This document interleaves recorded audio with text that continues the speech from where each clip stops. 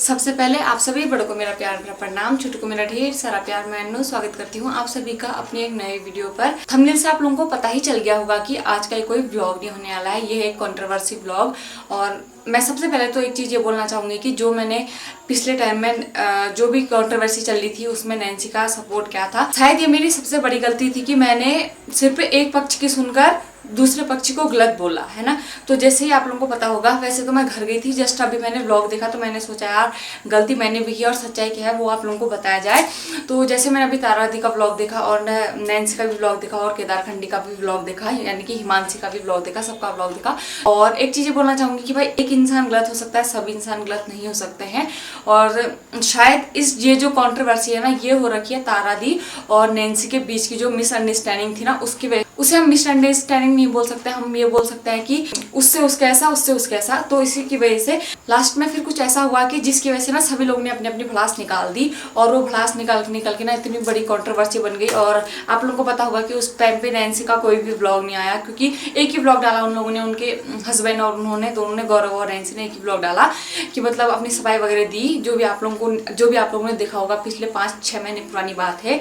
सबसे पहले तो मैं दीपा दी और केदार खंडी ब्लॉगर यानी कि हिमांशी से माफी मांगना चाहती हूँ कि मैंने सिर्फ एक दल की सुन के आपके बारे में भला बुरा बोला। भला बुरा मैंने इसलिए बोला क्योंकि मुझे बुरा लगा कि अगर वो मिडिल क्लास फैमिली से, अगर वो मिठाई का डब्बा और आपको सगुन का लिफाफा नहीं दे पाई तो आपने उसका मजाक सोशल मीडिया पे नहीं बनाना था। लेकिन वो बात ये सिर्फ मिठाई के डब्बे और सगुन का लिफाफे की नहीं है, वो बात है कि बिना बुलाए शादी में आए और क्या बोलते हैं, मतलब किसी के कैरेक्टर के बारे में कोई कुछ बोल रहा है। तो अभी इन लोगों ने क्लियर तो नहीं किया। सबसे पहले तो ये बोलूंगी कि हर यूट्यूबर व्यूज का भूखा होता है, चाहे वो तारा राहुल हो, मैं हूँ, नैन्सी हो, हर कोई हो। हर कोई चाहता है कि हम ऐसा कौन सा कंटेंट बनाएं जिससे हमारे व्यूज खींचे। तो पहली बात तो ये बोलूंगी कि आज तक का मैंने कभी भी तारा दी की ऐसी वीडियो नहीं देखी जिसमें उसने कंट्रोवर्सी की होगी। और 3 लाख की उसकी पूरी फैमिली है, उनकी 3 लाख से ज़्यादा की उनकी फैमिली हो चुकी है अभी के टाइम पे। वो सिर्फ उनके डेली ब्लॉग और उनकी मेहनत की वजह से है। और नैन्सी दी के बारे में मैं एक चीज़ बोलना चाहूँगी, उनके जो फर्स्ट वीडियो वायरल हुई है ना भाई, वो रखी है ध्रुवी के बर्थडे की, यानी कि तारा दी के बेटे की बर्थडे से उनकी फर्स्ट वीडियो वायरल हो रखी थी। तो उन्होंने ये किया कि जिस थाली में खाया उन्होंने उसी थाली में छेद कर रखा है।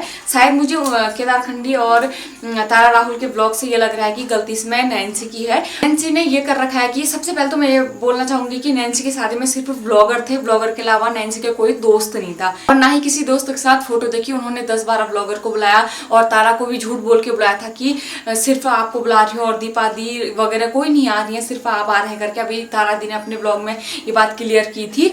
नैन्सी ने शायद ये सोचा था कि सभी ब्लॉगर आएंगे तो शायद मुझे भी कुछ फ्रेम मिल जाएगा और उनकी ऑडियंस मेरे पास आएगी कि ये कौन है, मतलब हर कोई जानना चाहता है ना कौन है नैन्सी, कहाँ की है और मतलब क्या करती है, ये वो सो हर कोई जानना चाहता है। और उसके बाद नैन्सी का जो चैनल ग्रो हो रखा है ना, शादी के बाद ही हो रखा है और उस कंट्रोवर्सी के बाद तो बहुत ज्यादा ग्रो हो गया था उनका चैनल। आप लोग पहले की वीडियो में व्यूज देख सकते हैं। यानी कि नैन्सी ने सभी ब्लॉगरों को एकदम सोच समझ के बुला रखा था कि इसकी ऑडियंस आएगी, उसकी ऑडियंस आएगी मेरे पास, इनके जो व्यूअर्स आएंगे वो मेरे पास आएंगे।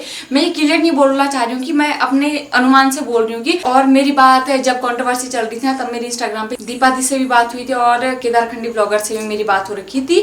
तो उन्होंने मेरे से ये बोल रखा था कि बहन अभी तुम छोटी हो और अभी अपना लाइफ स्टाइल दिखाओ, ये चीज़ मत करो, क्योंकि सच्चाई आपको पता नहीं है। क्योंकि कोई भी यूट्यूबर अभी यूट्यूब पर सच्चाई मतलब पूरा सच खोल के नहीं बता पा रहा है। तो उन्होंने मेरे से ये बोला था और उन्होंने मेरे से बोला था कि आप अपनी वीडियोस के थंबनेल चेंज कर दो, क्योंकि अभी आप इस प्लेटफॉर्म पे नए आ रहे हो, तो अभी से आप ये कंट्रोवर्सी वगैरह में मत जाओ। अभी तक किसी भी यूट्यूबर ने सच्चाई नहीं बता रखी है कि वहाँ एक्चुअल में हुआ क्या था। ये बात जो कंट्रोवर्सी चल रही है वो हो रही है सिर्फ नैन्सी की वजह से, क्योंकि नैन्सी ने सबसे पहले सभी लोगों को धोखा दिया कि ये जैसे तारा को बोला कि और कोई नहीं आ रहा है, सिर्फ आप आ रहे हो, और केदार खंडी को बोला कि तारा आ रही है, उसको लगा कि यार मैं तारा से भी मिलूंगी, वो आ गई। दीपा नेगी को लगा कि तारा आ रही है और लोकेश परवान, सानू वगैरह जो भी लोग हैं ये सब आ रहे हैं, तो थोड़ा बहुत हमारा मतलब मिलना भी हो जाएगा और थोड़े बहुत व्यूज भी अच्छे आएंगे। तो हर किसी ने यही सोचा होगा इसलिए आएंगे। इस सारी कंट्रोवर्सी में सबसे बड़ा धोखा मिल रखा है तारा को, तभी वो इतना चुप थी। उस वाली कंट्रोवर्सी में भी उसने कुछ नहीं बोला, क्योंकि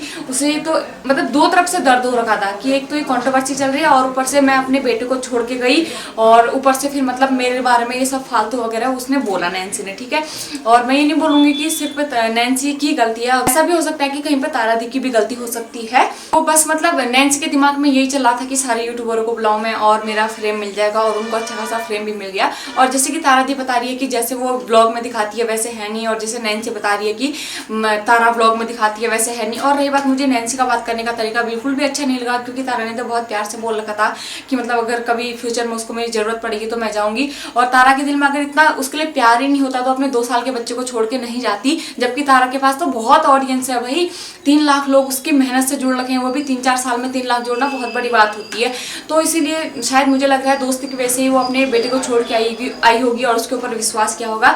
और रही बात, आप ये बोल रहे हो कि मेरे कैरेक्टर के बारे में ऐसा बोला वैसा बोला, आप खुल के बताओ ना कि आपके कैरेक्टर के बारे में बोला क्या करके। और मैं इस टॉपिक पे अभी इसलिए बात कर रही हूँ क्योंकि उस कंट्रोवर्सी में मैं भी थी, और मैं नहीं चाहती हूँ कि इस कंट्रोवर्सी में मैंने किसी एक को गलत बोल रखा है। तो वैसे मैंने उनको वीडियो के थ्रू गलत बोल रखा है, मैं वैसे वीडियो के थ्रू उनसे माफी भी मांगती हूँ, क्योंकि मैंने सिर्फ एक का पक्ष सुन के आपको गलत बोला। तो इसीलिए आज मैं ये वीडियो बना रही हूँ। और रही बात, मुझे तो अब इन सब में ये लग रहा है कि नैन्सी ने ना ये सब दिमाग से खेल रखा था, और कल की वीडियो में उन्होंने अपना कमेंट सेक्शन भी बंद कर रखा है यार। और वो एक काम ये भी कर रही है कि जैसे उनको नेगेटिव कमेंट आ रहे हैं वो उनको डिलीट कर दे रही है, और जो पॉजिटिव कमेंट आ रहे हैं उनको वो रख दे रही है, जो तारा के खिलाफ वाले आ रहे हैं उनको रख दे रही है। लेकिन तारा दी का कमेंट सेक्शन खुल रखा है, वहाँ कोई नेगेटिव भी है पॉजिटिव भी है, सारे कमेंट्स वहाँ पड़े हुए हैं। मुझे तो ये लग रहा है कि नैन्सी को ये लगा कि मैं किसी को ऐसा गलत नहीं बोल रही, मैं अपनी उससे बोल रही हूँ कि मुझे ऐसा लग रहा है सभी की बातें सुन के कि मतलब नैन्सी को फ्रेम चाहिए था, तभी उसने 8-10 यूट्यूबर अपनी शादी पे बुलाया, और ना ही उनकी खातिरदारी की। वो चाहती थी कि बाद में कंट्रोवर्सी हो और मुझे और ज्यादा फेम मिले।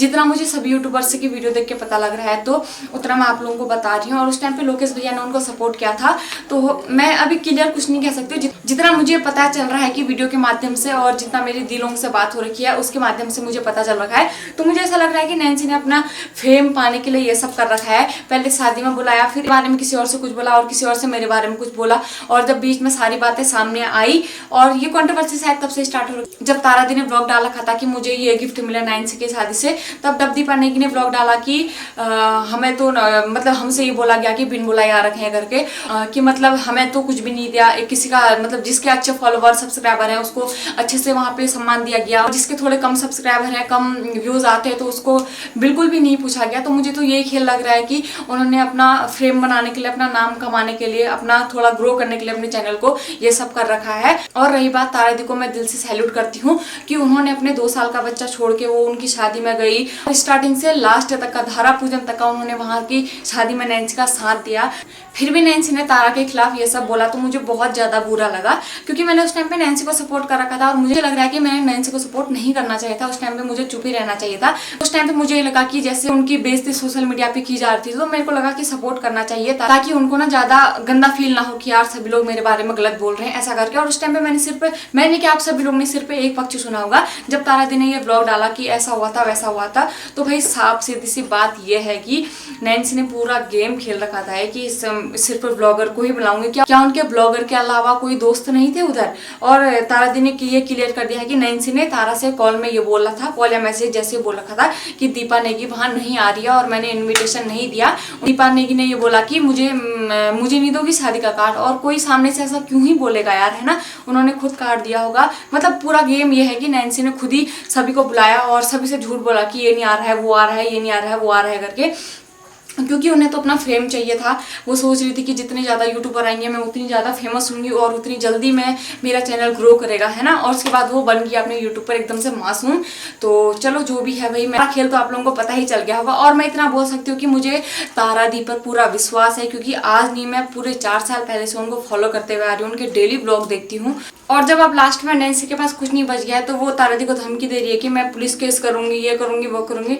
तो फर्स्ट बात तो ये बोलना चाहूंगी कि किस बात पे पुलिस केस करोगे आप सोशल मीडिया पे काम ही मत करो अगर आप ये चीज सहन नहीं कर पाते हो तो। क्योंकि सोशल मीडिया तो एक ऐसा है, अगर आप ऑडियंस को अपना जो मतलब अगर आप रियलिटी दिखाओगे तो आप चिल्लोगे, अगर आप रियलिटी नहीं दिखाओगे, आप गलत साबित हो जाओगे, तो इसका मतलब ये थोड़ा ना कि आप पुलिस केस करोगे। अगर आप पुलिस केस करोगे भी तो ना हम तारा दी के फुल सपोर्ट में है भाई, क्योंकि उन्होंने कोई गलत नहीं बोल रखा है। देखो, एक इंसान गलत बोल सकता है, 2 इंसान गलत बोल सकते हैं, सभी लोग गलत नहीं बोल सकते। हम 8 लोगों को गलत समझे और एक आपको सही समझे, क्या ऐसा नहीं हो सकता है? अगर कहीं ना कहीं पे आपकी गलती है, आपके माइंड पे ये चल रहा था कि मैं इनको बुलाती हूँ कि मुझे फ्रेम मिल जाएगा, आपके मन पे सिर्फ यही था कि मुझे ऑडियंस मिल जाएगी, मुझे सब्सक्राइबर मिल जाएंगे।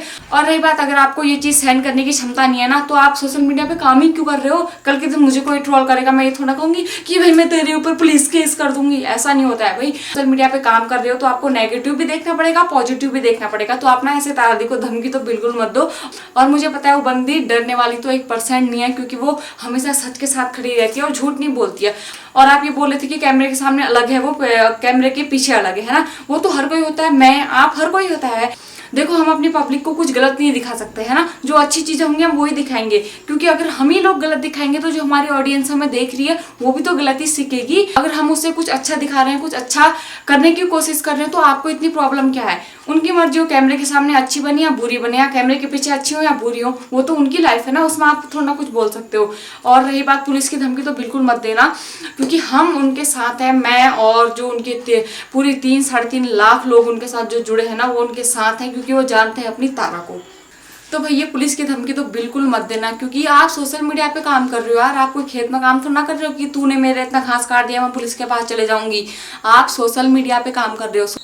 अगर आप सोशल मीडिया पे काम कर रहे हो ना, तो आपको नेगेटिव भी सेंड करना पड़ेगा, पॉजिटिव भी सेंड करना पड़ेगा, क्योंकि यहाँ अगर सोशल मीडिया में आपको 1000 लोग देख रहे हैं ना, तो उसमें से 700 लोग नेगेटिव होंगे, 300 लोग पॉजिटिव होंगे। क्योंकि तो इसलिए आज मैं ये वीडियो भी शूट कर रही हूँ, क्योंकि मुझसे ना गलती हुई है। मैंने एक ही पक्षी को सुन के नैन्सी को सपोर्ट किया और दीपा दी और केदार खंडी को मैंने गलत बोला। तो उनसे मैं ना माफी चाहती हूँ, लेकिन अब जब सच्चाई सामने आई तो आप सभी लोगों को पता चले गया होगा कि गलत कौन है। और तारा दी को आप देख रहे होगे एकदम शांत होकर बात कर रही है, वो एकदम शांत से प्यार से बात कर रही है। लेकिन नैन्सी को देखो एकदम उंगली दिखा के आंख दिखा के बात कर रही है, जो कि उनकी ऑडियंस को बिल्कुल भी पसंद नहीं आया है। इसी वजह से उन्होंने अपना कमेंट सेक्शन भी बंद कर रखा है, क्योंकि उन्हें 95% लोग गलत कमेंट कर रहे थे। गलत क्या कर रहे थे, मतलब वो सही बोल रहे थे कि नैन्सी दी आपने ऐसा नहीं करना चाहिए, ये वो सो। और 5% उनके पक्ष में थे कुछ लोग, क्योंकि मैं कमेंट पढ़ रही थी सबके, क्योंकि मैंने जब उन्होंने वीडियो डाला ना उस टाइम पे उनका कमेंट सेक्शन ऑन था, 505 कमेंट हो गए थे। और जैसे ही उनके लिए नेगेटिव कमेंट आने लगे ना, उन्होंने तुरंत अपना कमेंट सेक्शन बंद कर दिया था।